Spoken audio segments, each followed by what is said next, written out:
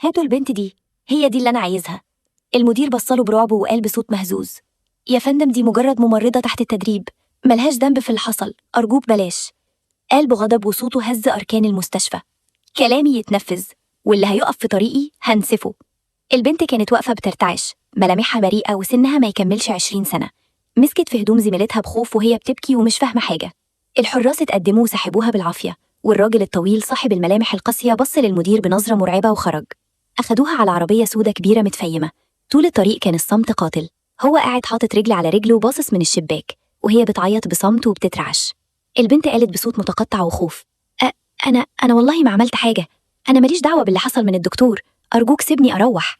بصلها بطرف عينه نظرة باردة خلت الدم يهرب من عروقها، وقال بحدة: قسما بالله لو سمعت صوتك لهرميكي من العربية وهي ماشية. اكتمي خالص. بلعت ريقها برعب وكتمت شهقاتها بإيديها وهي بتستخبى في باب العربية. قال بجمود من غير ما يبصلها: اسمك إيه؟ قالت بصوت واطي ومخنوق: حور. اسمي حور. رد بسخرية وهو بيبتسم بجنب شفايفه: حور؟ هنشوف هتبقي حور ولا شيطانة. وصلوا قصر كبير جدا ومخيف، كأنه قلعة معزولة في حضن الجبل والحرس في كل مكان. نزل وسحبها من دراعها بقسوة ودخل بيها القصر. فضل سحبها وراه في ممرات ضلمة لحد ما وصلوا لجناح مقفول بباب حديد ضخم. فتحه وزقها لجوه بقوة. حور وقعت على الأرض، رفعت عينيها لقت الأوضة ضلمة جدا وريحتها أدوية، ما فيهاش غير سرير واحد ضخم في النص. بس الصدمة ما كانتش في الأوضة، الصدمة كانت في الشخص اللي مربوط في السرير بأحزمة جلد وسلاسل حديد من إيديه ورجليه. كان شاب ضخم، شعره طويل ونازل على وشه، مغطي نصه وبينهج بقوة كأنه وحش محبوس، وعينيه بتلمع في الضلمة بغضب أعمى، وبيبصلها كأنها فريسة. حور صرخت برعب ورجعت لورا وهي بتزحف على الأرض. إيه ده؟ مين ده؟ أنت جايبني هنا ليه؟ حرام عليك. ابتسم بسخرية مخيفة وقال: ده جاسر، أخويا الكبير وكبير العيلة، واللي الدكاترة بتوعكم فشلوا يعالجوه وحقنوه بالغلط لحد ما فقد عقله وبقى عامل زي الديب السعران، ما بقاش يعرف حد ولا بيعقد حاجة. حور قالت بدموع ورعب: وأنا مالي؟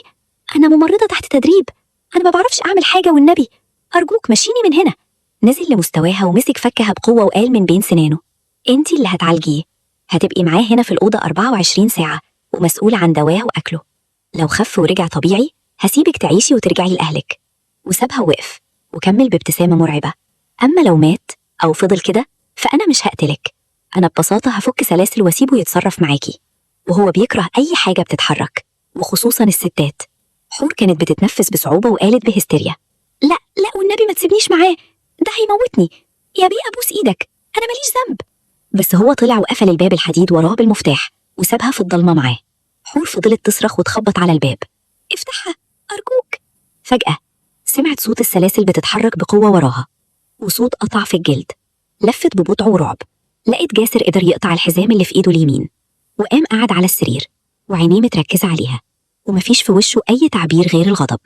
حور جسمها اتسمر في مكانها، وهو نزل من على السرير وبدأ يقرب منها بخطوات بطيئة، وصوت أنفاسه الغاضبة مال الأوضة. وفجأة رفع إيده الضخمة. يا ترى حور هتقدر تتعامل مع جاسر وهو في الحالة دي إزاي؟ وهل الوحش له وجه تاني حنين؟ هيصدم الجميع. عاوز تشوف الباقي؟ تفاعل بلايك وكومنت واشتراك علشان يوصلك باقي القصة.